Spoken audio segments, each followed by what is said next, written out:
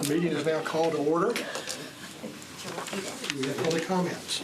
Yes, we had a public comment sign-up sheet for the audit committee's standards that were set when this was established.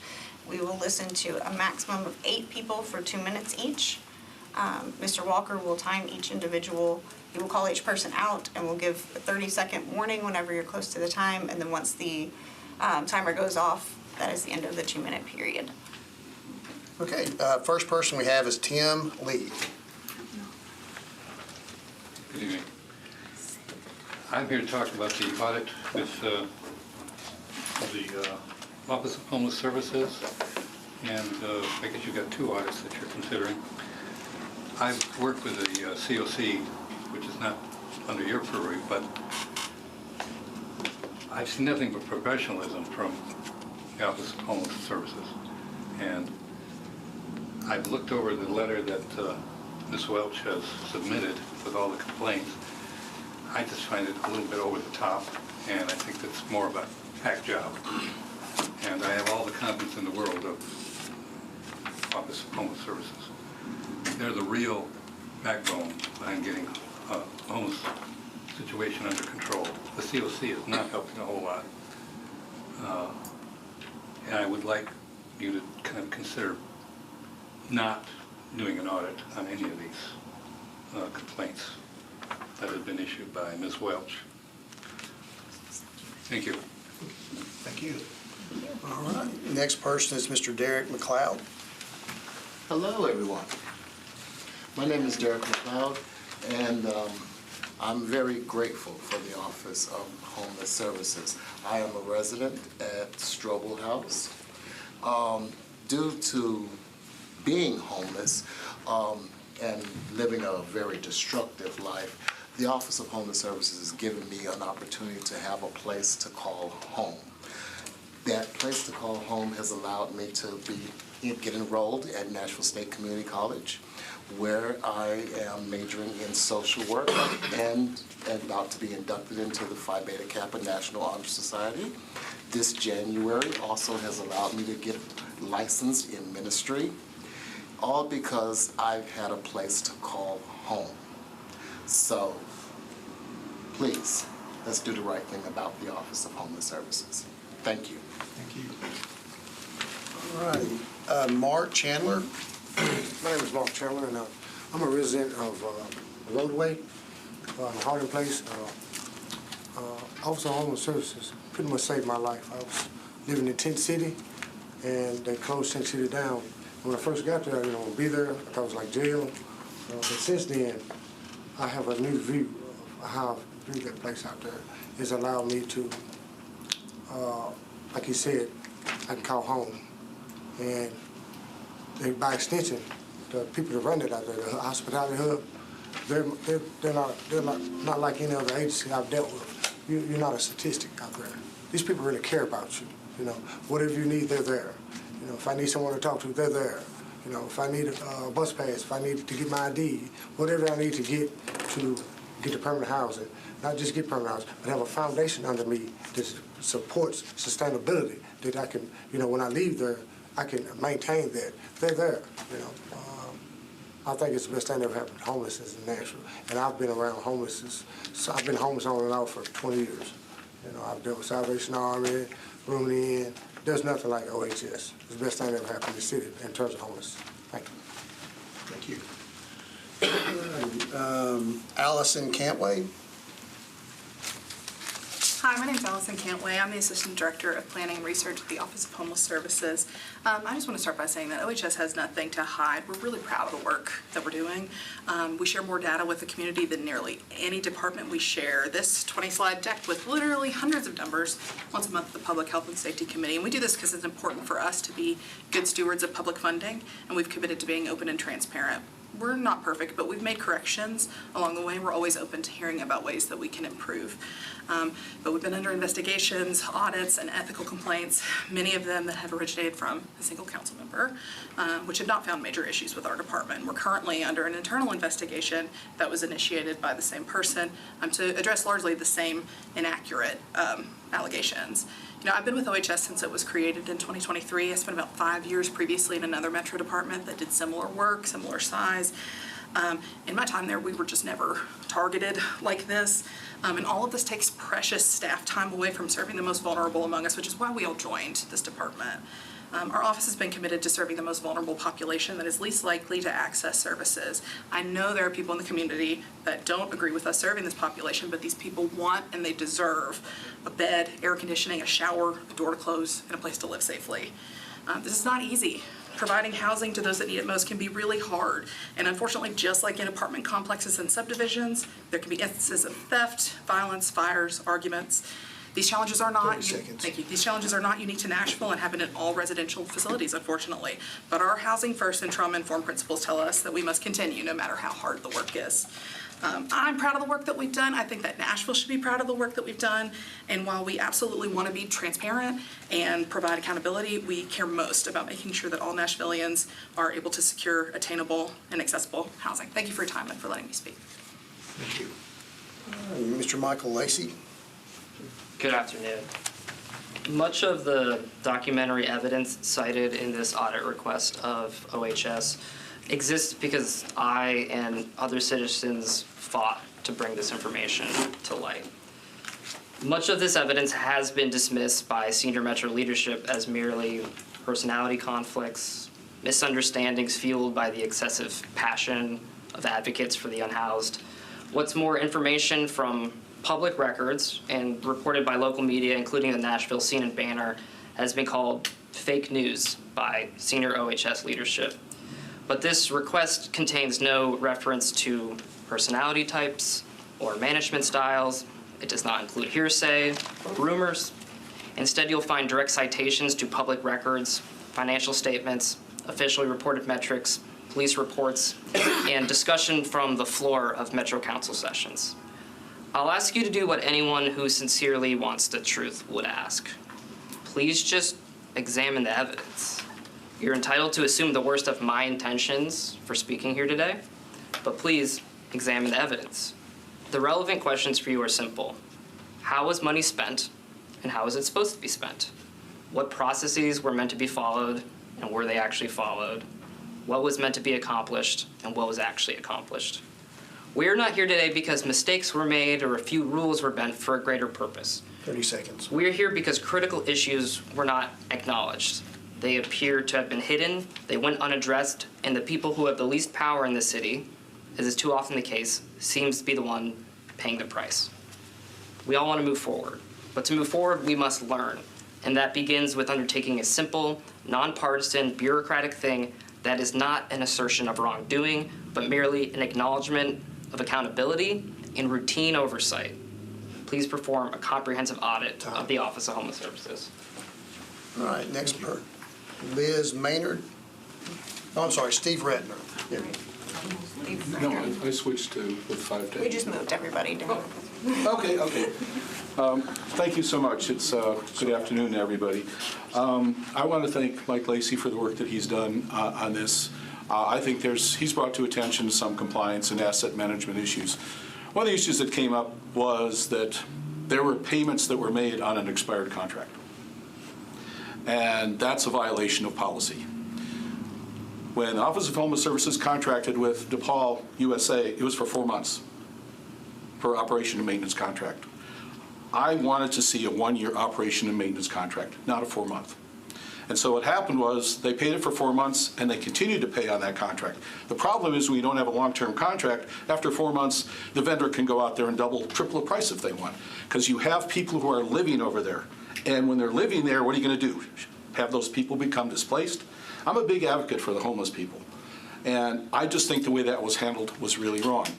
So Mike did a really good job. I didn't know about any of this. I'm a general member. I'm a part of the COC general membership. I didn't know what was going on. I expect reports about what is happening in Strobel House. I just assumed, oh, I guess DePaul got an extension of their contract. I heard nothing. Until Mike Lacey went out there and made public records requests and found out what was going on. And that really got me wound up and upset. I addressed the council. I think Angie Henderson is aware of what I said. I actually questioned the judgment and the leadership of Office of Homeless Services. This should not happen. And yet, I don't know, because what we have, Metro accounting system does not monitor grant contracts until they're done. So that system is going to be changing, but for the Office of Homeless Services gets a lot of money through grant contracts, but they're only going to be reviewed by the Metro Finance after they're completed. So where we're at right now is I'm supporting an audit. It doesn't have to be a performance audit, but just a general audit. Thank you so much. Liz Maynard. Mallard, forgive me. I missed you. Very good. I'm Liz Mallard. I am Vice Chair of the Homeless Planning Council, also lived experience. I will be 5 years sober in December. I've been housed for 5 years now. I was homeless for over 10. Office of Homeless Services, I literally would not be here today. I didn't have the resources to obviously get housing or get any mentality to stay sober. When I had gone to the hospital and they said, prepare your family, 2 weeks max, I was into roadway. I was getting bus passes to get to neighborhood health. I got referral, found out I had cirrhosis. I would have not been able to get any of that taken care of. Leaving, can't even think of it now. Over there at Wallace, leaving there, I got my permanent housing, and all the way through that, if I needed food, they were there. If I needed a bus pass, they were there. I had, counseling, everything. They made sure the whole transition. They're not the office lights go off, lock the door type of people. I have gotten phone calls on weekends to make sure I was okay and I had everything I need. They have literally saved my life. They saved so many. I think taking time to this, every time we're talking about something like this, one of my friends is dying out there. And so I just want to keep, let's not put speed bumps or roadblocks any way, shape, or form in their way of the work that they're doing, because they're not, this isn't a number. A person is not a number. A person is a human being that could be lying on the sidewalk right now. Thank you. Thank you. Dee Dee Bird? Yeah. Dee Dee Bird. I'm a community advocate, activist. I live in District 35, which was the home of Brookmead encampment before we got all those individuals housed. One of the things that I'm very concerned about is that, just like Liz said, the work continues, okay? Every department in Metro Nashville is audited. Every department, we've called for an audit of Metro Parks multiple times. We have requested FOIA information multiple times because we too want to follow the money to make sure that people are doing their due diligence. I want to bring up the fact that the COC, which I'm a member of also as the general public, they were not able to put into place a group of people that could take care of the Strobel House. We had to bring someone from outside DePaul. The Salvation Army started the roadway in, which is where most of our individuals from Brookmead went. After 1 year, they no longer wanted to do that service, so we had to bring in Hospitality Hub. And my point here is that the COC of Nashville is not capable of taking care of the big homeless issue that we have. And we have been watching this intently, and I've been to so many meetings. And one of the things that I have seen is CM Welsh drag Jay Survey over the coals when he was the interim director. It was the most humiliating thing I have ever seen. These people are doing hard work. It is fluid. It changes every day. It is about human beings. And the fact that we're standing here today in front of you discussing an audit for monetary figures that change, because my point was that Salvation Army couldn't do that job anymore. We had to bring in somebody else. It changes every year. Sometimes it changes every 4 months. That's why they wanted a 4-month contract. They didn't know what they were getting into. They'd never been to Nashville before. We had to bring in outside help. So I think there are other ways to deal with this than this type of audit by someone who has continuously wanted to make problems for the Office of Homeless Services. Thank you. Thank you. That's it. Okay, that's it, buddy. Thank each of you for your comments today. Thank you.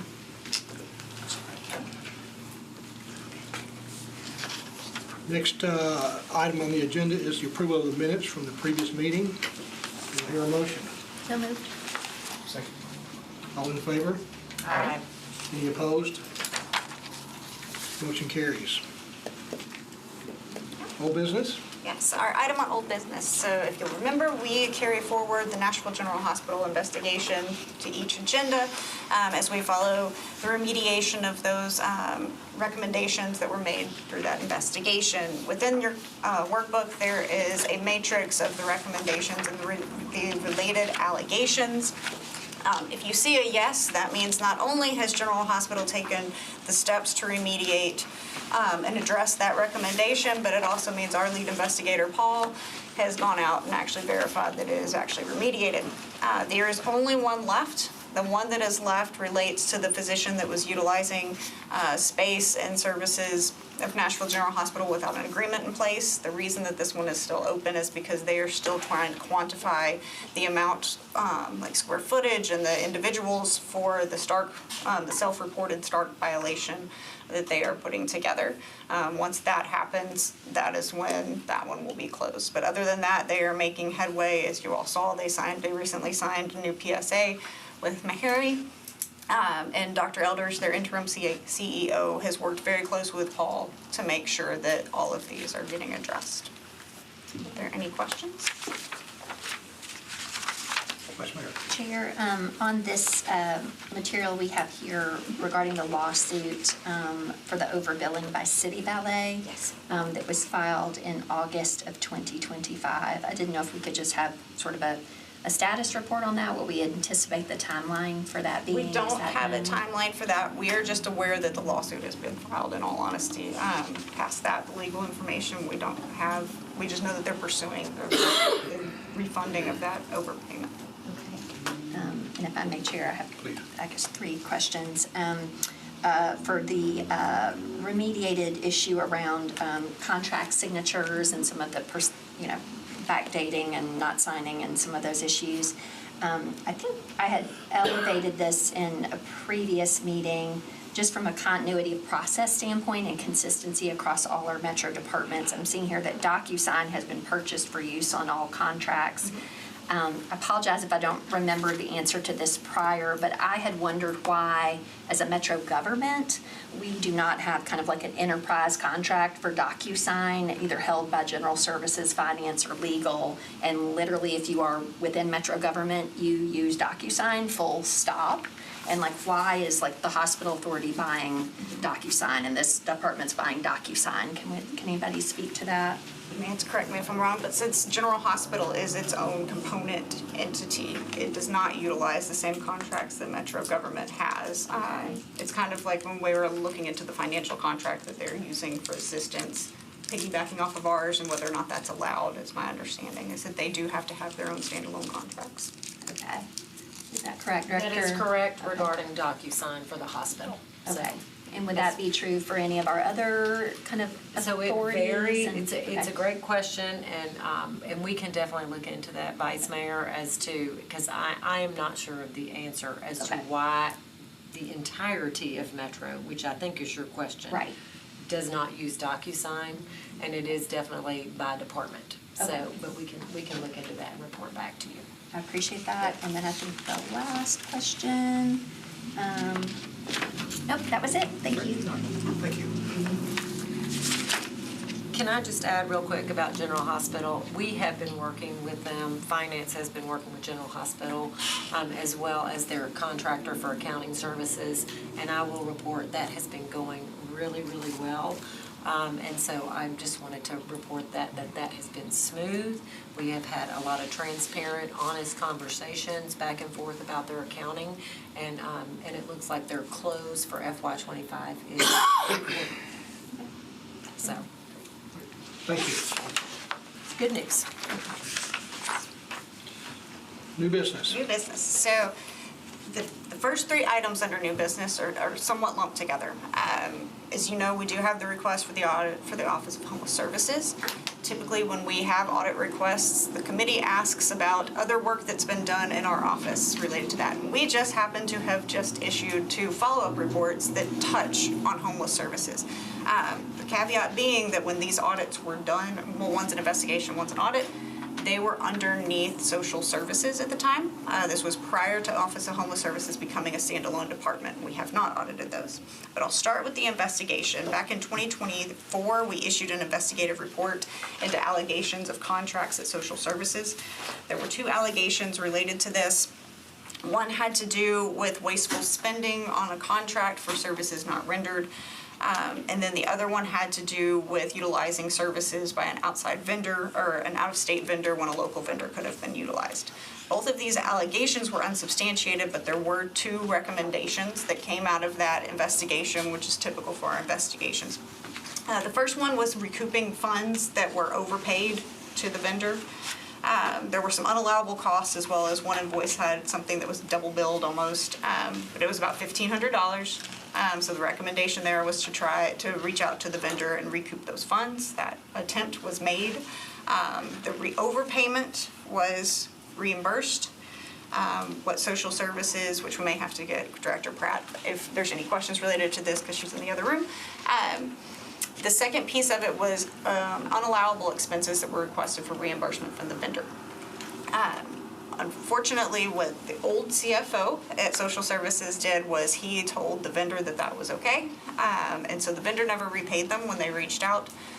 So recently, Social Services reached out again to ask for repayment, and they came to an agreement with the vendor that since the amount of time that has passed since that payment was made, and since the old CFO told them it was allowed, that they decided not to pursue getting the other $1,100-ish back. So that was the first recommendation. The second recommendation was to put a process in place so that that doesn't happen again, making sure those invoices are compared to contracts so that any payments that are made, they're not overpayments and they're not paying unallowable expenses. We verified that a process was put into place and that it was operating, so both of those were considered implemented. Are there any questions on the investigation? Follow up. Okay. The next one was we did an audit of the Homeless Impact Division, which was what homeless services was before it moved out from underneath social services. We did this one, we issued it in 2023, which was right before it became its own standalone department. But with that, when Office of Homeless Services became its own department, these recommendations followed it to the actual department. The audit itself looked at a number of things. It looked at the governance of the Homeless Planning Council. It looked at the security of the data that they were collecting. And it looked at their processes for coordinated entry and other processes they had in place for effectiveness. That audit resulted in 7 recommendations. These recommendations, kind of lumping them together, some of them were related to securing data and running some reports to make sure that the data administration is secured, documenting minutes to Homeless County Council, our Homeless Planning Council meetings, and also making an encampment strategy as well as an encampment team, and some other pieces that were there. 6 out of 7 of them were fully implemented. The one that was not fully implemented and was partially implemented related to HUD has some required policies and procedures that are supposed to be in the organization's operating manual. At the time of our initial audit, 11 out of 23 were not in that manual. At the time of our follow-up audit, 5 were still not in that manual. So that one was partially implemented. I will note that since that audit follow-up came out in July, those 5 have been added, and as of September 10th, they were approved by the Homeless Planning Council within that manual. So that one now, we have not verified it, we have not seen it, so I won't say it's completely closed, but it has been reported as being implemented. Are there any questions on that follow-up? Could you just restate that last part? As of September 10th, meeting of the Homelessness Planning Council, those 5 remaining things were included in the new manual that gets approved by the Planning Council. Okay, got it. Lauren, once you verify this, you will report back to the committee too. Okay, thank you. It won't be a standalone report, but it would be actually reported back as being closed up. Okay, thank you. Okay, next item. Okay, so this flows into our next item, which is the audit request for the Office of Homeless Services. Within each of your workbooks, you have the initial request from Councilmember Welsh. that states the concerns, financial and operational concerns relating to the Office of Homeless Services. As well as you also have a separate packet. Yesterday and into today, we did receive a number of emails supporting this audit, and so we've printed them out for each of you to have and review. And so with that, I will turn it back over for y'all's decision on how you want to discuss. So would you like to make some comment? Yes, I would, if I could. Hey, sorry. No, you go. Well, I just want to add that I believe that last time we had a similar situation where you wished to hear from one or more persons regarding a specific request for an audit, and the way you entertained that before, you had a motion to decide to have a hearing, and you set time limits for how long you'd like to hear from each person who would be speaking, and that was all rolled into one motion. So, Last time, Chair, it was 5 minutes per person, which, I mean, just for the record. so we'll entertain a motion. So moved. Second. Yeah, I will second that motion. All in favor? Aye. So we will allow each of you to speak for 5 minutes.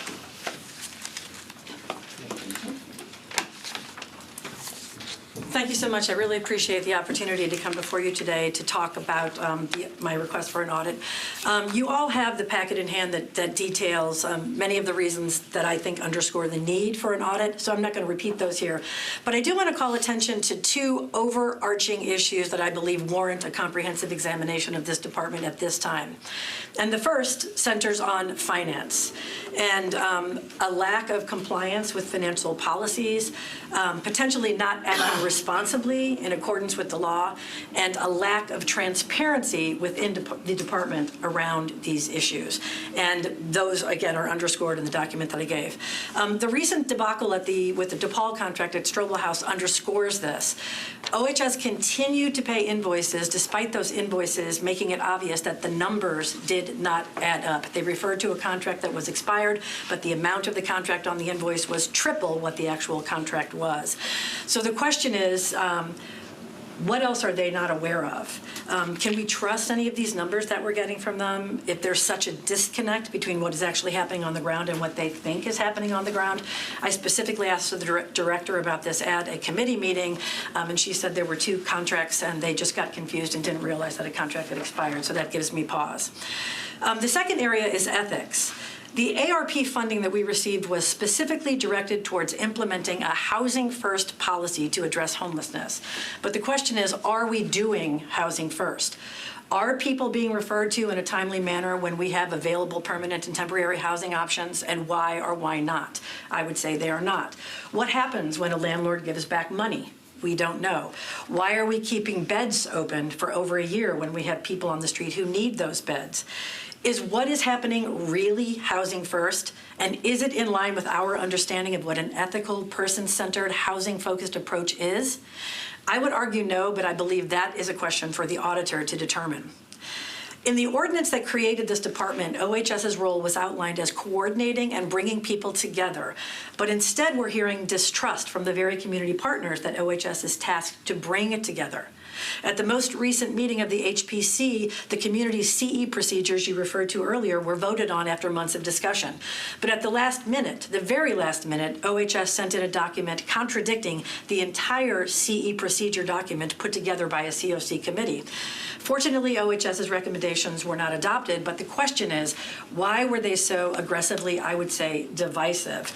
I really believe that we need answers to these questions. I believe an audit is warranted to help our community understand how Metro has implemented millions of dollars designated towards homelessness. An audit could be a first step toward restoring trust. It will help our community improve on what we're doing. We are at a critical point where millions of dollars in homelessness funding is going away. We have to create more transparency and open discourse to rebuild a system that has not worked based on the input I and my colleagues have received from our constituents. If you don't look at this, we cannot improve on what we're doing, and we cannot provide a full range of services to the people that deserve those services. And finally, I would say Metro has a policy that any recipient of $750,000 in federal fundings are required to undergo a single audit to ensure appropriate financial controls and program compliance. Metro as a whole is audited under this Single Audit Act, but the departments are not. But Metro's grant manual requires compliance with the Single Audit Act, so any Metro grant recipient of more than $750,000 of ARP or other federal funding dollars has to undergo an audit. And we make nonprofits do this, which can cost a nonprofit upwards of $50,000 to do it. So if we are requiring nonprofits to undergo this audit and other departments within Metro, like Metro Transit goes through, MDHA goes through this audit, which I believe is ethically and legally correct. I think that our departments should be held to the very same standard. We are in danger with this particular administration if we find that these monies have been misspent of having this money clawed back. And I think that an audit would assure everyone that these monies have actually been spent in the way that they're required to be spent, and that we can rest easy knowing that when we lose this funding, that we will be able to continue and build the system with new funding that comes in, with everyone knowing that the dollars are being used appropriately and in the way that best addresses the needs of our unhoused population. Thank you so much. Thank you.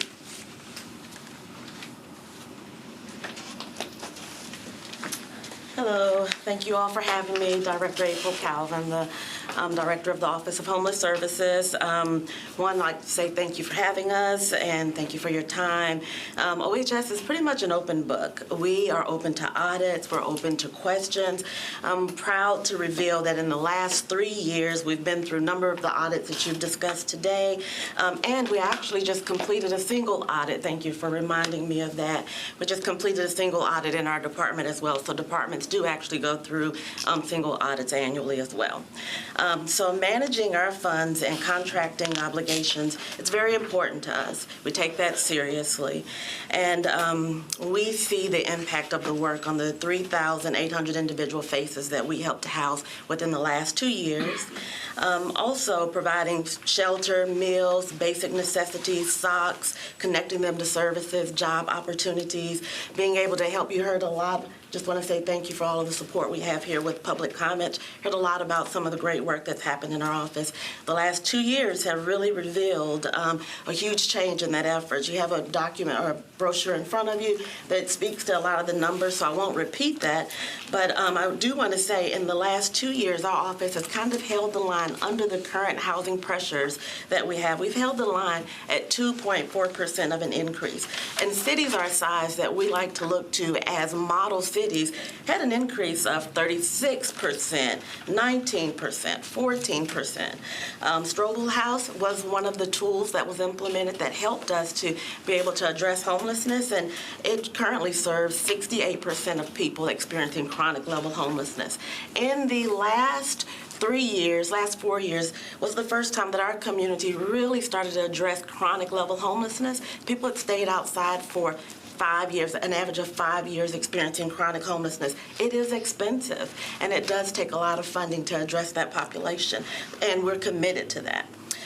We also host resource fairs. Our job is responsible for training the community, and we host resource fairs, providing food, material goods, and providing services and to the service providers.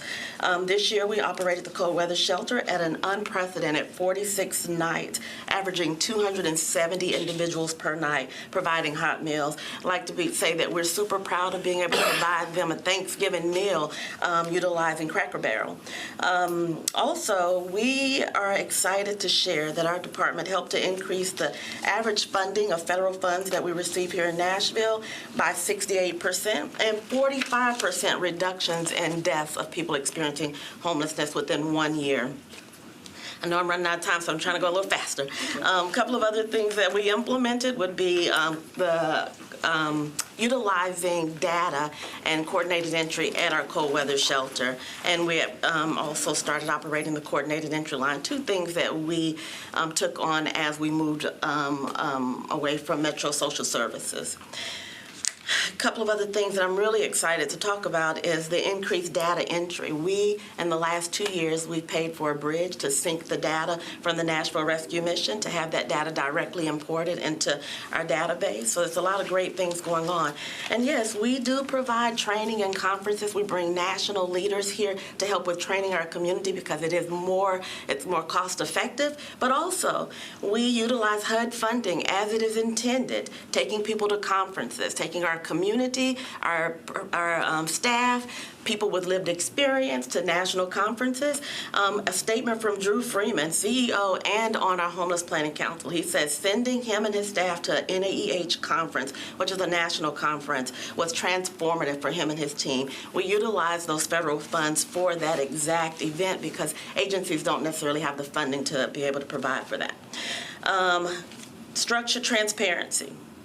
We provide monthly reports to the Homeless Planning Council. We provide ARPA reports to Health and Safety. We answer questions whenever available. Also, we report data on our dashboards, on our websites, and we host 14 to 16 COC Continuum of Care meetings. We are going to work closely with finance, watching for best practices. Audits are tools for accountability to assist with appropriately assessing the state of things and clearing up misunderstandings. I thank you all for your time.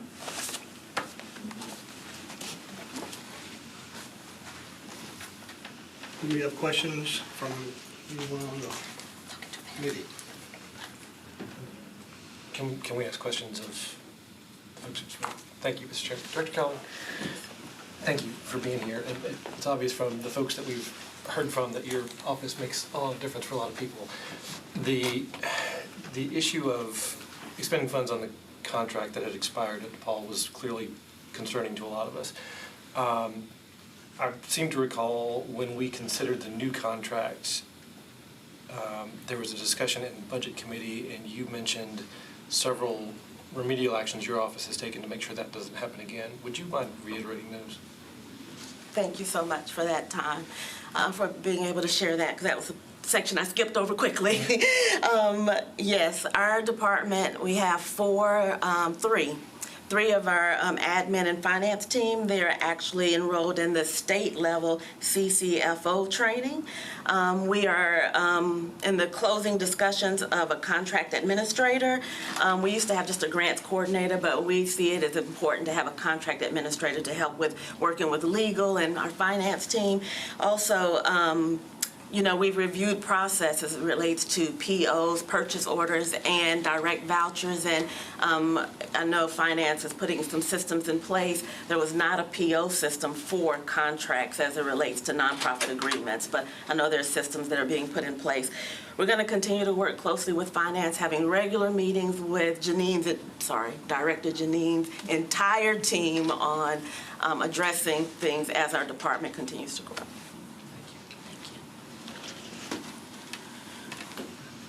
Do you receive the single audit report?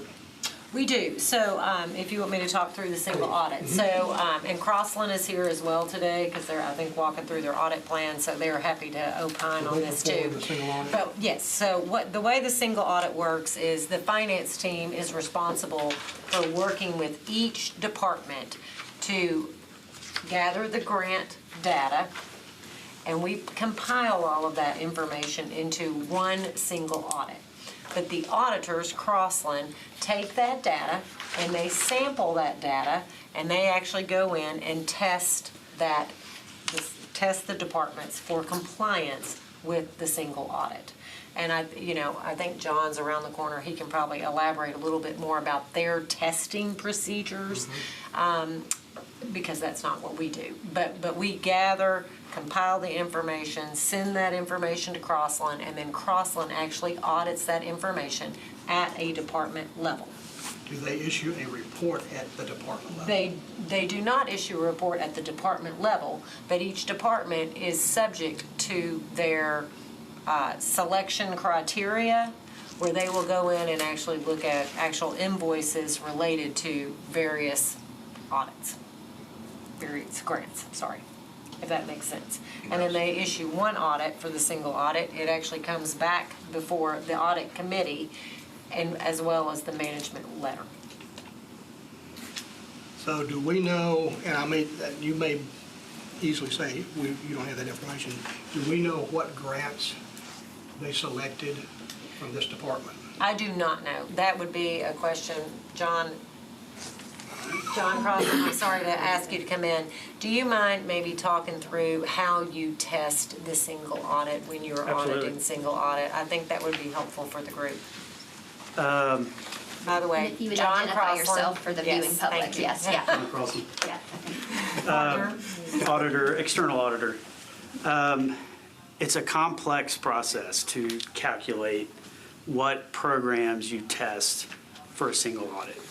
Metro Nashville is considered a low-risk auditee, so we have to cover a minimum of 20% of the total federal expenditures in the current fiscal year. If you are high risk, it would be 40%.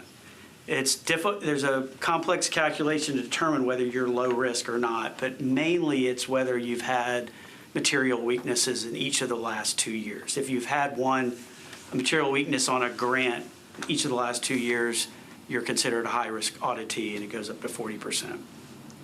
How we pick each major program is even more complex. How we get to the 20%. If you have there's type A and there's type B programs. Type A programs that are considered high risk, which are programs right now for Metro over $3 million. The normal threshold is $750,000 if your federal expenditures are $25 million total or less. Once you get above $25 million up to $100 million, that threshold keeps climbing up until you at 3% of what your total expenditures are until you get to $3 million. And then once you're above $100 million, it goes back to percentage and keeps going up. So if you have a program right now that's $750,000 in expenditures during the year, or $3 million during the year, and it has not been audited in each of the previous 2 years, it will be a type A high-risk program and it will be audited. If it was tested in any of the previous 2 years, you won't have to audit it again until that third year. Does that make sense? I feel like we need a primer on that on paper and to put in our binders. Because I'm like, taking lots of notes. It's a lot, and there's a lot of grants in Nashville Metro. Thanks, John. Appreciate it. Other questions? Discussion? So, I guess, from my perspective, I know that, some things were said as to kind of, sentiment, relative to Councilmember Welsh, but I do just want to convey, while maintaining confidence, that I hear from a broad spectrum of council members, politically left, right, center, suburban, urban, and about concern around many of the things that Ms. Welsh specifically outlined. And so I just wanted to speak that into the room. Councilman Coupin has, sent an email, appointed Councilman Coupin to the Homeless Planning Council because so much of his downtown District 19 does intersect this issue.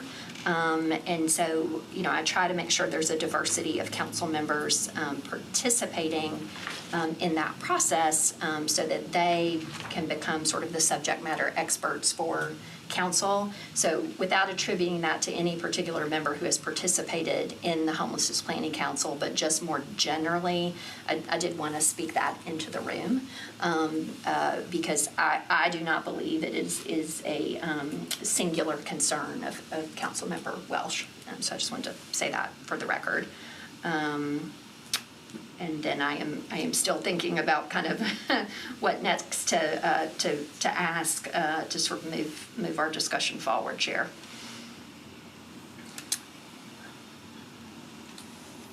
Lauren, if we were to add this to your audit plan? What does that do to your audit plan? My recommendation for this one actually would be just to add it. I can't tell you which one to remove. Normally, I think we talk about which one will we remove. We somewhat have a plan. If we were to add this one, we would have somebody do 2 audits at one time trying to fulfill this need. But it would eventually mean that one of the audits on the plan, at least most likely, would not get started during this plan year. That doesn't mean it would not get completed eventually. We would just move it to the next plan year. It's not going to shift. The other ones don't have a strong pressing need to be completed, with the exception of one, which we've already figured out staffing on. And so it's not going to shift too much if you put this on. Is there it seems like it's generally a good idea to take a look at a new department or agency at some period of time after they've first been stood up. Is there a generally accepted standard for how long that period of time should be before you go in and see how things are going? So we have the Office of Financial Accountability, OFA, and I think someone spoke about it.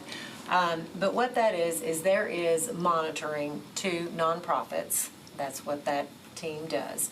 And they will go in, if there has been a grant and a contract, they will go in and review. We call it a monitoring. We don't call it an audit. But they will go in and work with the nonprofit to make sure that everything that was paid to the nonprofit was in accordance with the grant contract. It is done, again, someone said this, it is done after the fact. And then those monitoring reports, reviews are written up. They're discussed with the department at the time. If there is any findings, they are similar to what's here, a corrective action plan that's put in place. There's also corrective action plan that could happen at the nonprofit level as well. So OFA does kind of grant monitoring after the fact. We have a slew of financial policies. I mean, there are a lot of financial policies, and they go by kind of different divisions. So, Treasury has policies, and we have policies in accounts. We have a lot of policies. We actually just updated all of our financial policies and rolled those out on Friday, and sent all of those out to the departments. We are working on a training for all of the policies as well. It is the responsibility of the departments to know the policies and adhere to the financial policies. I'm going to say that one more time. It is the responsibility of the departments to know the policies and adhere to those policies. However, we do believe that there is an opportunity for finance to do a better job to make sure that finance managers and finance staff within the departments are trained on those policies, so that they have an opportunity to ask questions about the policies and learn to do better, if that makes sense. So I think I answered your question. Good information, but I don't think, I think what he was getting at, go ahead, Councilman, I'm sorry. Yeah, well, I mean, the Vice Mayor is exactly right. I mean, the question, and I appreciate that, but the question was just simply, is there a sort of standard set of time that is a standard practice when you would go back in and do a review or audit, whatever the case may be, of a new department or agency? We would not do that. That would be something that. I didn't necessarily see. Sorry, I was like, that's really not. New Department of Yes. Government, right, has Which doesn't, particular I mean, it challenges. happens, but at the same time, I think, one, we would give the department a little bit of time to stand up and operate, so That's because the we're not auditing procedures that have just gotten to play, and then we don't really know if they actually are staying there. In particular with Office of Homeless Services, since we had recently done the ones that we touched on with follow-ups, we would almost consider those, we try to do things within 5 years. Metro is huge and our staff is small, and sometimes other things come up and they knock some departments out a little bit longer, but I would say within 5 years of starting it would be when we would try to. Ideally, I think the time frame would be about 3 to 5 years. That way they have time to operate. And we have enough data that we can actually audit, I guess, against. Chair, may I ask, I guess my pandemic brain, where are we in the timeline for the new department? When you say that, when you say Well, I guess when the Homeless Impact Division was no longer under the umbrella of social services, and the department was stood up, and I know, Chair, we're not, I don't think technically supposed to be posing questions to our guest, or maybe we can, but I know Director Calvin would know the answer to this, but that's at your discretion. I don't know. Please answer. Yeah. Thank you. We are 2 years old. 2 years. Okay, thank you. If I may add, we, in OFA, I didn't finish, but in OFA, we were just awarded this year a new staff person to do financial policy compliance work. That person has been hired, and that person is in the process of being trained so that they can go out to various departments and actually do compliance for policies. We plan to come back and add another person for financial policy compliance in the next budget cycle. But I feel like I would be short-sighted if I didn't mention that we are working to do financial policy compliance at the departments, which would be kind of real time.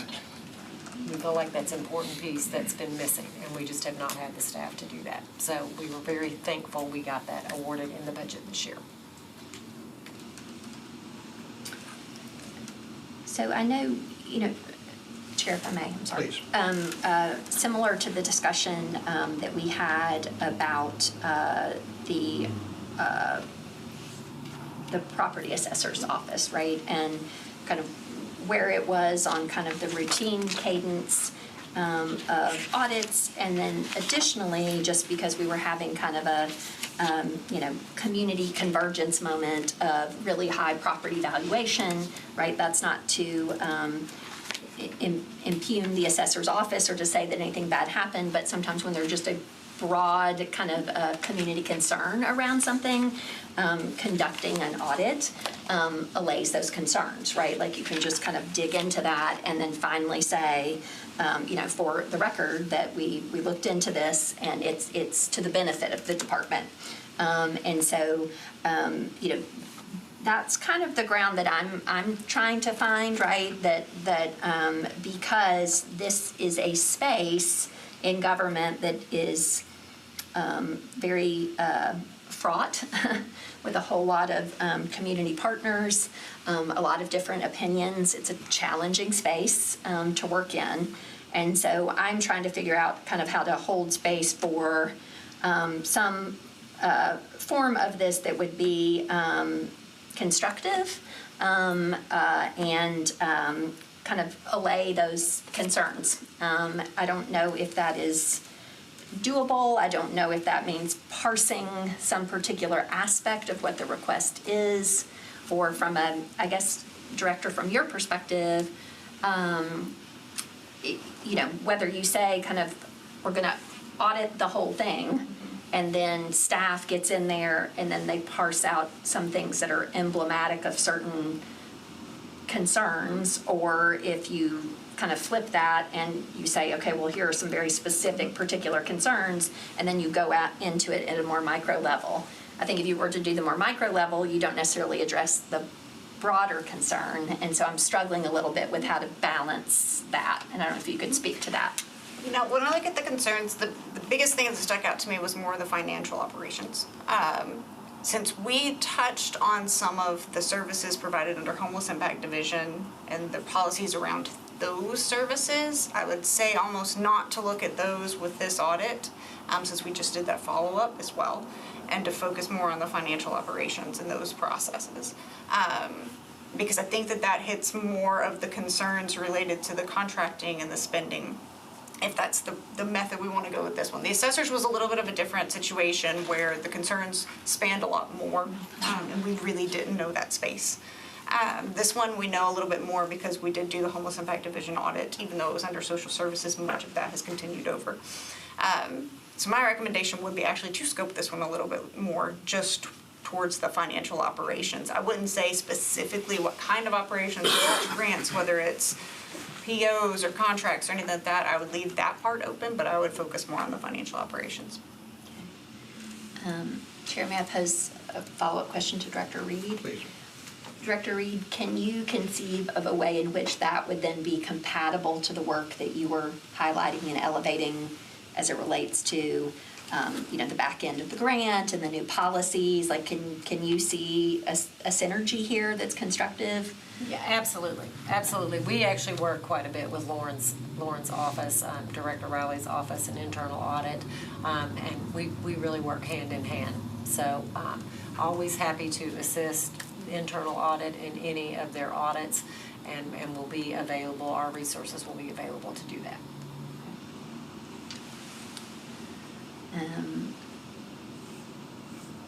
Director Riley, I guess I will, Chair, if I may, articulate a motion, and then if the auditor wants to change that, I would welcome it, because I do want to make sure that the scope is more specific to the financial piece. And so I would move that we do add an audit to the audit plan, scoped specifically to the financial items elevated, I guess, by Ms. Welsh, but not that precludes anything that would be adjacent or determined in that process. And yeah, I'll just put that motion out there for purpose of discussion, see if it's seconded. Is there a second? Second. Any discussion? I would just add that I think the work that you do is clearly evident by the support that you have here today. And I do think that your department is really doing some great work. And so I don't think the financial audit is any reflection of the great work that you guys are doing, because I do think you are doing fantastic work. I will also say that we all go through audits. My department's going through a credit card audit right now. And so I don't think going through an audit is necessarily reflective of the work that you are doing in the community. And I think that needs to be said. Thank you. Thank you. Yeah, and then I would concur with that as well, Director. I do want to express appreciation to everybody who came today and to your staff and team. My hope, Chair, as I articulated earlier, is that given some of the consternation and concern, and with a specific kind of scoping more particular to the finance, hopefully that is constructive, and it's something that is a positive moving forward for your team. So, I do have a question, Lauren. So I am a Strobel, like I am related to the Strobel family, so I don't know if I can, I don't think that precludes me from voting. I don't think that's a conflict of interest. But I do want to throw that out that, okay. Do you have any financial interest at all? No, other than giving. I'm a donor, but outside of that, I do not have any financial interest at all. Do you believe that you can act in an unbiased manner in this vote? I do. I think it's fine for you to participate. Okay, thank you. Do we have any other discussion? You have a motion on the floor, and we have a second. All in favor? Aye. Any opposed? Motion carries. And I will add my thanks as well to each of you who have been here and spoken today. Thank you so much. Yes, thank you. I'm really proud of you. I really enjoyed it.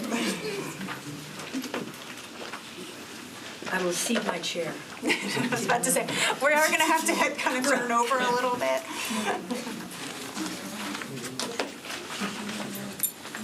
Thank you for coming. It's so nice. Thank you.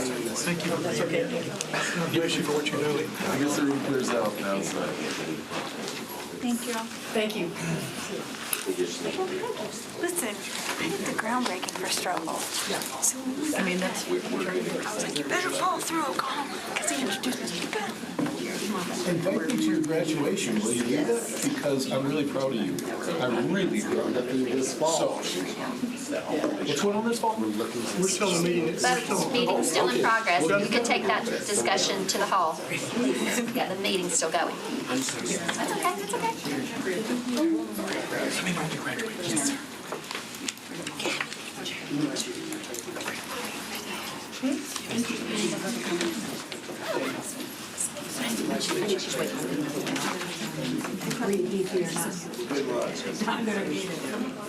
Somebody left their bag though. Thank you, James. Good to see you. Thank you.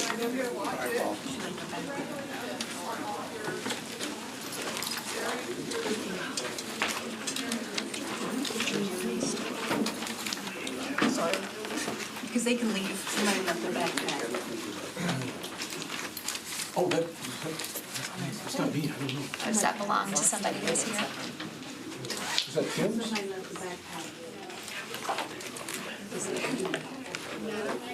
Mr. Lee, perhaps, Tim? Mr. Lee that was there? Tim? Well, I thought Tim Lee, he was here, but I didn't know if he brought anything, so. He's in his seat. I found her. I think it's been worked out. Okay. There's 2 chairs. There's 4. There's 4 chairs. There's 4 chairs if you guys want to come in. Okay. Thank Even you. y'all can sit here. I think 1, 2, 3, 4 if y'all want. Next item. All right, well, good afternoon. It's nice to be with you all today. Our office recently issued an investigative report related to the Davidson County Clerk's office. Real quick, I think it's important. We've got some important people. We've got Ms. Wynn, who is the county clerk. The way this kind of unfolded, you had a person at the county clerk's office who saw something that was suspicious. They notified management of that suspicious activity. There is a law that, they went in there and they started doing their due diligence to see, what was going on. When they got to a point where they felt there could be potential fraud, they reported to the state just like they should have. So that's something one, that you had an employee who reported the suspicious activity. 2, that you had a department that followed through on the law and contacted the state. The state contacted us, and then we sent Paul, which we appreciate. Paul did all the work. We appreciate the work that he did. To put it simply, it deals with the misappropriation of cash. You have 2 different licenses that we're going to be talking about. You got a standard business license, and then you've got a minimal activity business license. The main difference between the 2, if you're a business, is how much revenue you bring in. So if it's over $100,000, you do a standard business license. If it's under $100,000, you do a minimal activity license. For the purposes of this investigation, distinguishing factors would include if it's a minimal activity license, whether it's you're getting the application for the first time or you're getting a renewal, all that has to be handled by the Davidson County Clerk's office. They take the cash. And the system will not print that license without there being cash recorded into the system. And then later down the line, part of their closeout procedures will be matching, reconciling what was recorded in the system versus what cash they actually have in front of them. If it's a standard business license, if it's the initial application, that will be handled by the Davidson County Clerk's office. However, if it's any subsequent renewal, that is paid to the Department of Revenue directly to the state. But there are some customers who want to come in, they don't have the printer capabilities or whatnot, so they can't print the license. So they will go into the Davidson County Clerk's office to print the license. But there's no money exchange, so there's nothing put into the system. Basically what happened is you had a staff member there, they were able to manipulate the system, and somebody would come in for a minimal activity license, okay? They're supposed to make a payment, but they could manipulate the system as if it were a standard business license. So no money was recorded into the system. They could print the license, that person could take the money, and since it's not recording in the system, it's not going to be part of the reconciliation process. So Paul went out there and they were helpful in terms of trying to figure out what happened, how much money was stolen. Couldn't totally get a great feel on how much because there were some limitations in terms of the type of work that you could do. But basically they were able to confirm through video cameras that the person was taking money from certain customers, certain businesses, but there was no corresponding entry into the system. So that was, it was substantiated. That person resigned back in November, I think, of 2024. They have put some controls in place. One of them, they're working with the software vendor to make it where if it is a minimum activity license, you cannot put into the system that's a standard business license. They're working with that. They've hired a position that's basically going to serve as kind of like an extra set of eyes in terms of they're going to do spot checks on, going through the cameras, making sure policies and procedures are being formed, that sort of thing. And they're also working with the vendor. One of the issues that was you could not reconcile the state business license, what was printed versus what money was actually being received by the state. That was very difficult, so they're working to resolve it that way. That's it in a nutshell in terms of very short and sweet, but we're happy to answer any questions that you have.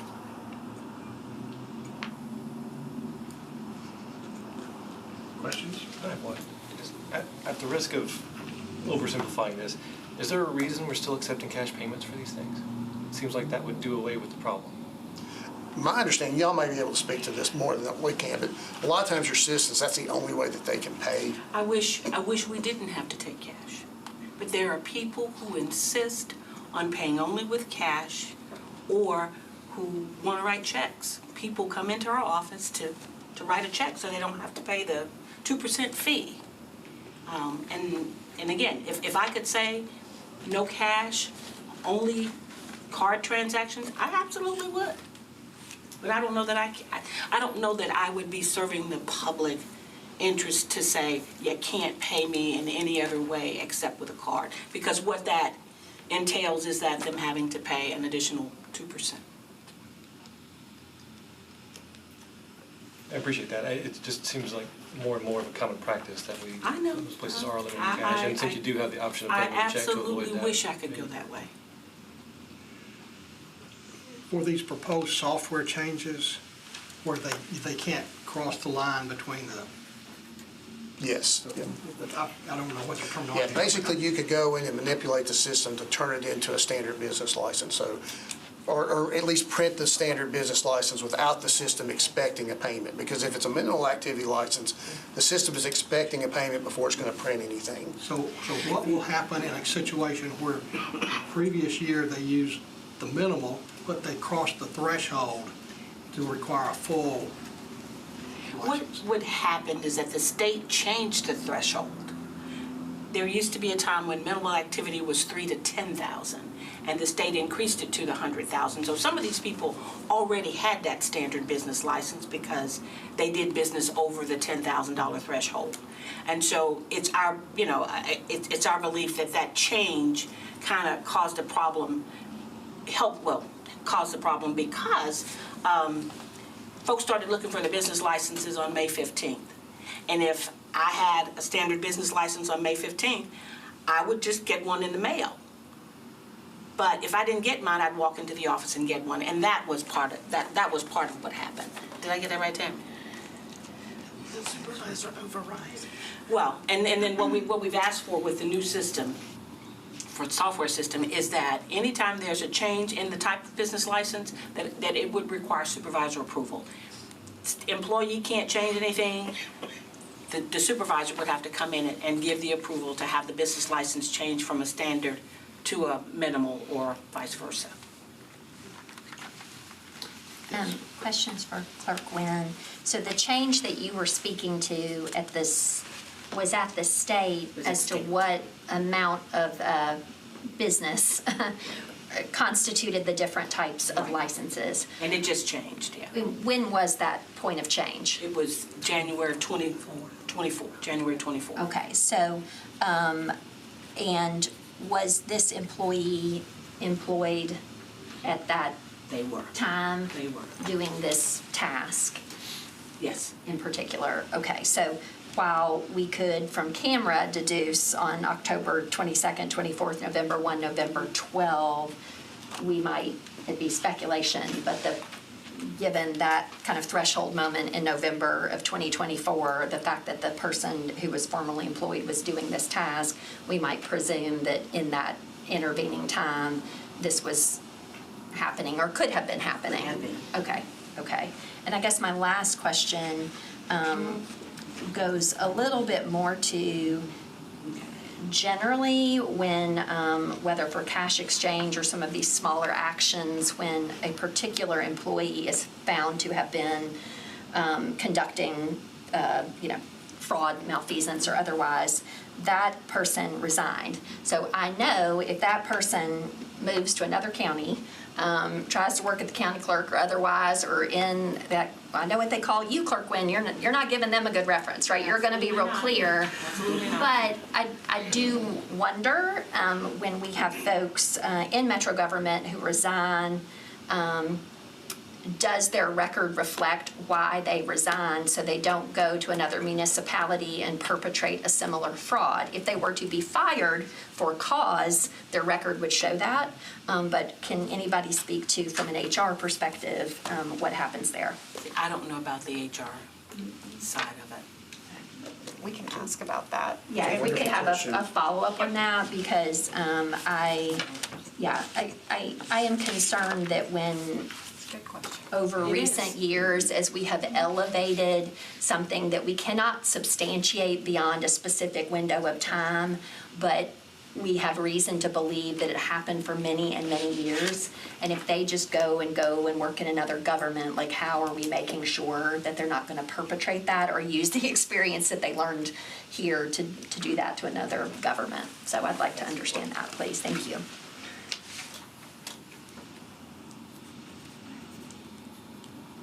Any other questions or comments on that issue? Thank you. And just know that we take very seriously the responsibility we have to collect and preserve, protect revenue on behalf of the state and the county. And just know that we will continue to do our best to protect all the revenue we collect. Thank you. Thank you so much. Your team, thank you for being here.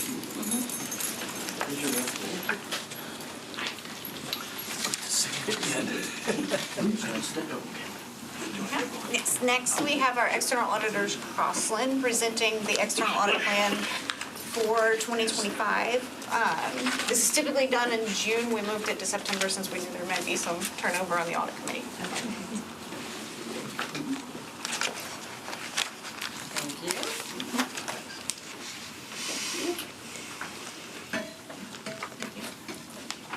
Thank you.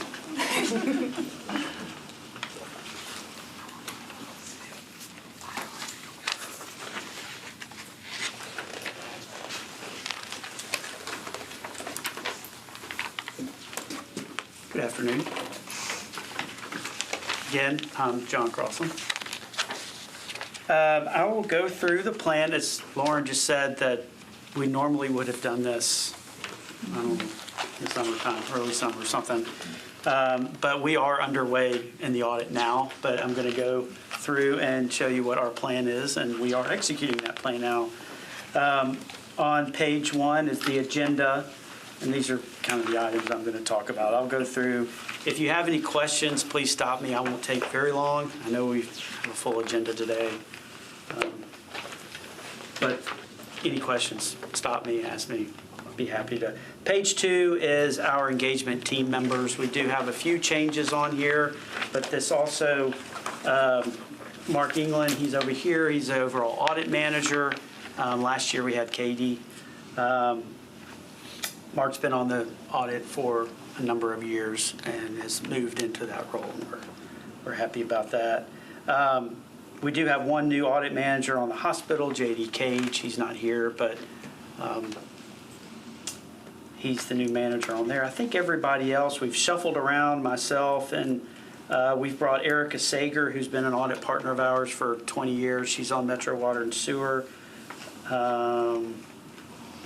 And Jennifer Montronock has been, she's concurring reviewer on a few of these areas this year. So we do try to give it a fresh look as we go through year by year, and we rotate around. So we have enough partners and enough managers, luckily, to be able to do that.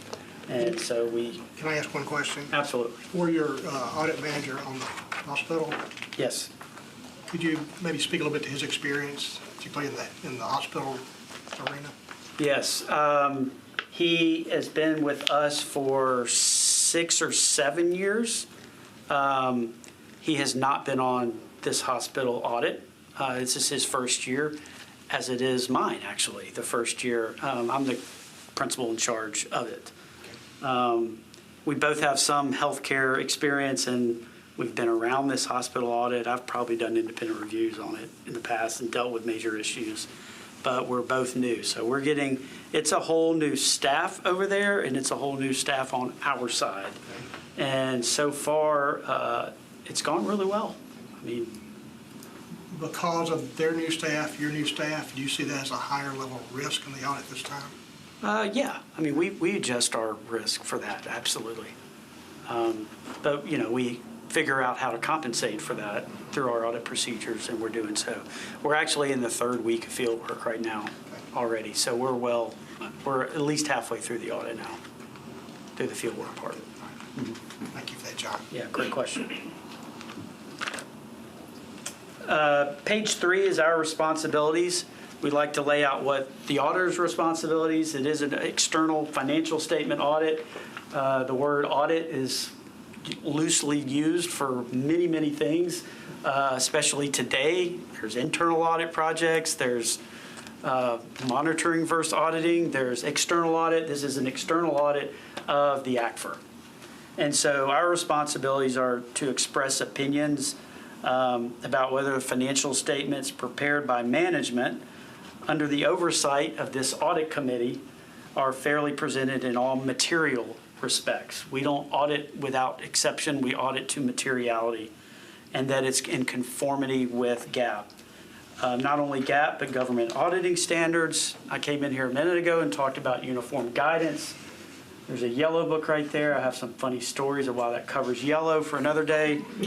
But the uniform guidance is the single audit, and it is a compliance audit by the federal government that we follow those rules and regulations and have a separate contract to audit with the state for those procedures.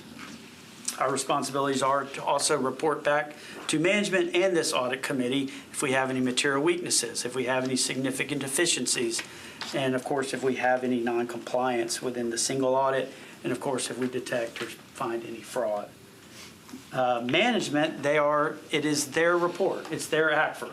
They're in charge of drafting the report, of adopting the proper accounting policies of which we audit and making sure compliance with GAAP, establishing and maintaining internal controls, which I've heard a lot talk about internal controls here, preventing and detecting fraud, disclosing to this audit committee and to us if they detect any fraud, so we can adjust our audit scope when it comes to the external audit. Next page is independence. Rule 101 of AICPA's Code of Professional Conduct requires us, and government audit standards requires us to be independent in fact and appearance, and we are. Next, page 5 is fraud risk. That's covered under SAS 99. This is not a forensic audit, but there are certain high-risk areas that we do audit concerning fraud risk and whether that could impact the financial statements in a material way. There's four-pronged strategy that we basically use that's stipulated in SAS 99. Gather information, that is brainstorming amongst ourselves. Where are these high-risk areas of fraud?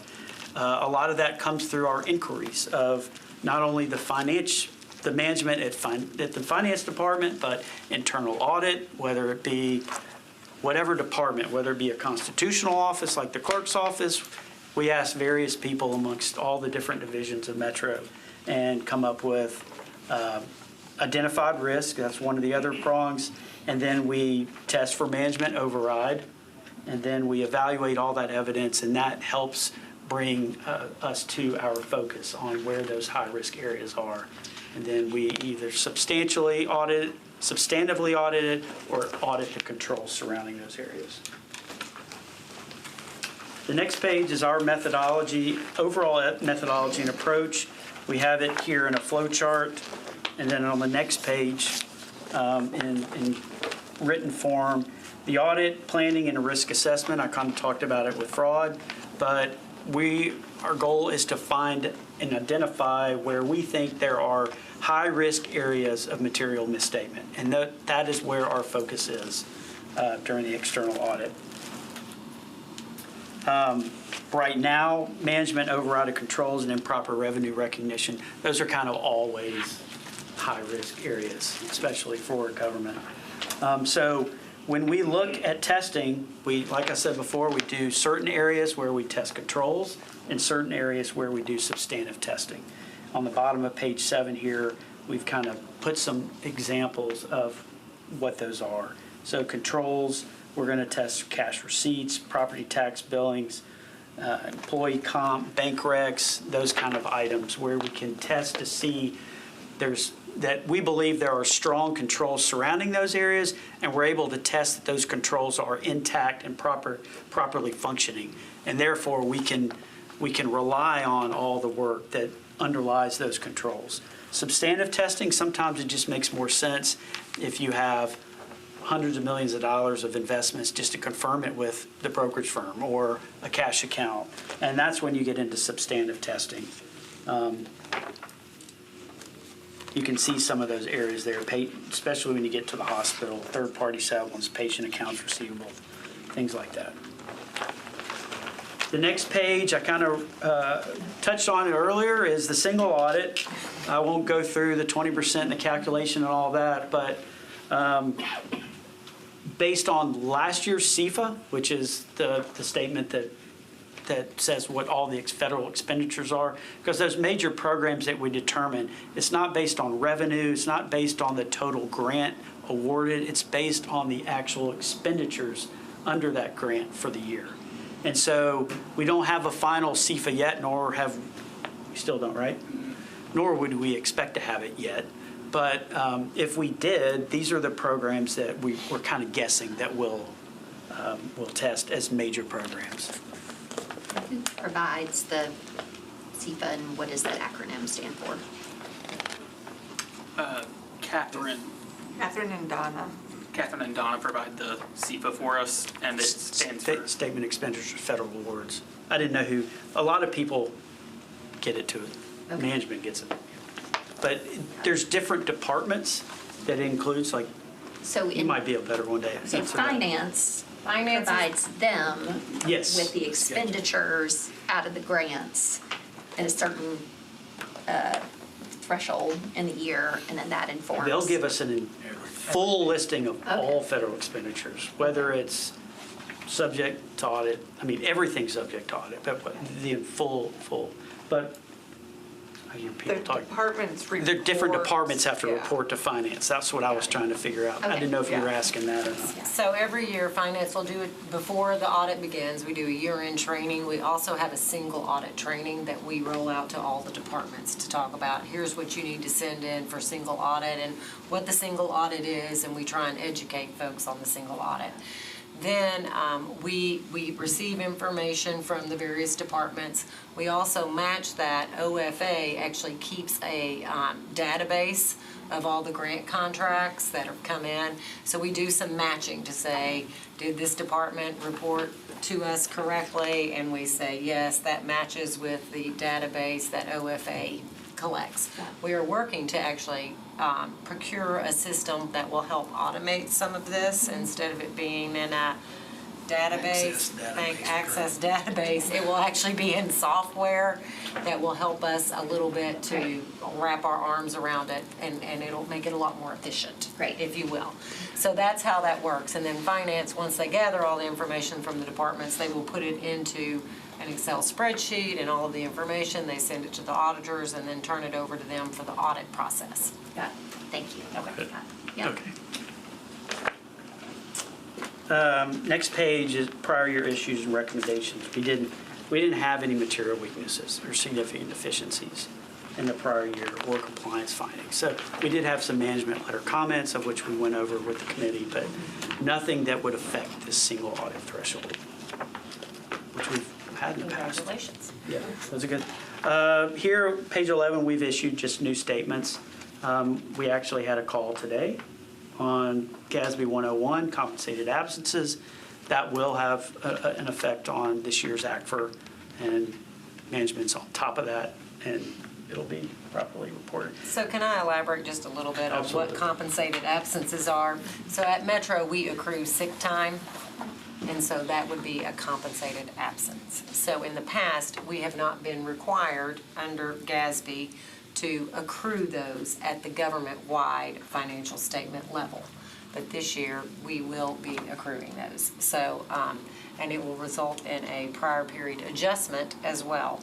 So we know that's coming. That's not oh my gosh, you had a prior period adjustment. It's just part of the GASB and implementing this GASB 101 this year. You've got vacation time as well, sick time and vacation So we've been doing vacation time. That's already This is been. just for This adds, okay. This adds to that accrual. Okay. sick time, for estimated sick time that it will be used. Yes, which is really complicated. It is. We went, yeah. And we didn't record it previously because we don't pay out our sick. When people leave, we don't pay it out, so we didn't want to accrue it. But now, since GASB's saying we have to, we are making a calculation to best determine. Reviewing public GASB is, and myself, because I know what it is, but I can't. Governmental accounting standards. General accounting standards. Governmental, yeah. Governmental. So the for-profit and nonprofit world follows FASB, and then the FASB. government's version is GASB. GASB, yes. Understood, thank you. Mm-hmm. Sure. 102 is just a reporting standard. We'll make sure that there's nothing in there that'll affect. There might be one little sentence. I mean, when GASB was created in, I think, 1984, it kind of cut FASB off, said governments can't follow that anymore. But there are some loose ends that are finally being tied up. And so that's just clarification reporting. 103 and 104 will not be applicable this year. They'll be 26. But my guess is there definitely will be, 103 will affect, it'll affect every government, but it's just reporting. It's not accounting, just reporting. And then 104 is just enhanced disclosures on capital assets. Is that like Mainly intangibles, right-of-use assets, new considered assets that haven't been exactly covered on how to disclose. Yeah. Page 12 is our general timeline of we've been out working at central government since the summer, mainly testing controls. Kind of our timeline of when during the year, and I think right now we're on schedule. So September looks to be the month when you're doing all the things for this graph. we're very busy right now. Yes. Lauren, our next meeting is December, Yes, and that will be the meeting where we will have the draft and executive session. 12 is just the anticipated completion if everything goes as planned for all the different deliverables. And then we have our contacts, page 13. I can answer any questions. Can I ask a quick follow-up question to Chair Bates' question? So we will have 2 meetings in December, one in executive session to review the ACFR, right? And then we will have a second one where we actually accept, we don't approve it, accept the annual comprehensive financial report, because it will be filed by 12/31. Making sure we're all on the same page. Congratulations, Mark, by the way. Thank you, John. Sure.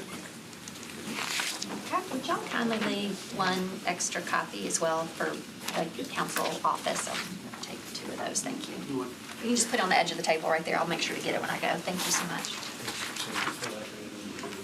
Yes. I was like, we said that. Annual comprehensive financial report. Yeah, that was really nice. Our next item. Self-assessment? Yes, so annually, internally for our office, we do a self-assessment to make sure that we're following Yellow Book standards, and also we do an annual assessment of the audit committee to make sure that the audit committee is meeting the bylaws that you all have set forth.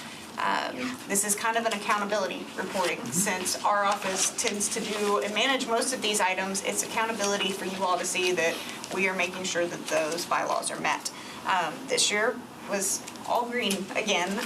Basically, it means that you met the appropriate amount of times, you met with the external auditors the appropriate amount of times, you accepted the external audit documents as required by the bylaws. You did my performance evaluation. We posted minutes. We posted agendas correctly. And we adjusted the audit plan as needed, and you all heard our reporting of all of the audit reports that we did. So each of these was done appropriately. So that's, if there's any questions. Okay. Okay, the next two items. I'll go through these kind of quick since it's taken a while. Recommendation implementation. We actually had 51 recommendations that were due this time. 33 of them were reported as implemented. The bulk of those is Arts Commission. They have been working very hard to get all of those recommendations implemented as fast as they can. We're hoping that by 2026 audit plan, we will have them back on our audit plan to do that follow-up audit with them, or that full audit of them again. The one that needed a revised date, 18 of them, they were all disaster recovery business continuity report. Since that report is redacted, I did not put them in the audit committee workbook, since you couldn't have seen the recommendations anyway. Basically, they are working towards each and every one of those, but they were dependent on a consultant for the first piece of this. That took a little longer than expected, so it has pushed the recommendation implementation. They've asked to extend it to the end of the year, but those are being implemented. Any questions on that? And I apologize, when you say they, so disaster recovery and business continuity, that's what we're talking about? Yes. OEM, okay, Yes. thank you. Okay. Next is our ongoing projects. We've got a handful of projects that are in draft reporting right now. We are working our way through that audit plan. It did just change a little bit, but we are working our way through it. We've got staff assigned to certain projects and kind of have figured out how the end of the year is going to go as we work towards that. We also have issued 2 investigation reports this year, and we've received hotline calls and emails and other methods. One thing that we're very proud of is we're working with ITS to put together that metro-wide training on fraud, waste, and abuse. They are putting together that video for us. Paul's done a great job of writing a script for it to get it put together, so we're hoping that that will increase our calls to of fraud, waste, and abuse even more. That's fabulous. Yeah, it's important. It really is. Yes. Really Yeah. proud of you. And Paul, we're happy to Yes, have Paul you. has done great.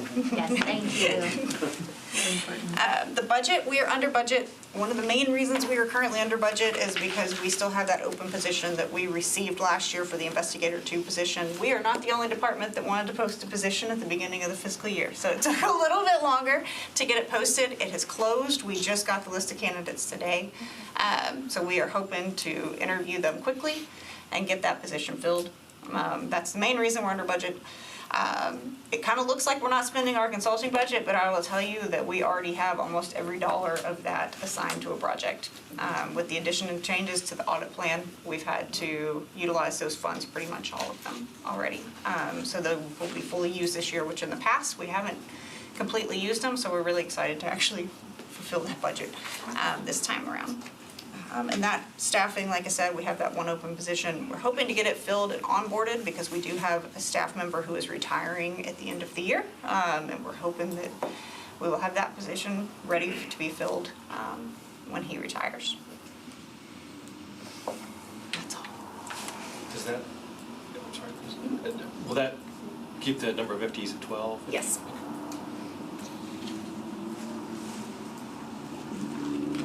Any other administrative matters? Any considerations for our next meeting that we discuss? One thing I'll throw out there, since we've recently had a number of requests to change the audit plan, our office would like to put policy around it to determine the best course of action instead of each meeting us kind of figuring out. That's a good idea. And so we will be bringing that to y'all at one of the meetings in December. We're gonna probably have to ask Metro Legal what the parameters are and kind of look at some other instances as we enjoy getting requests. It's a great opportunity for us to find impactful audits, but also making sure that they're consistently applied and how we handle those. We look forward to that. And with that, I will declare the public meeting adjourned.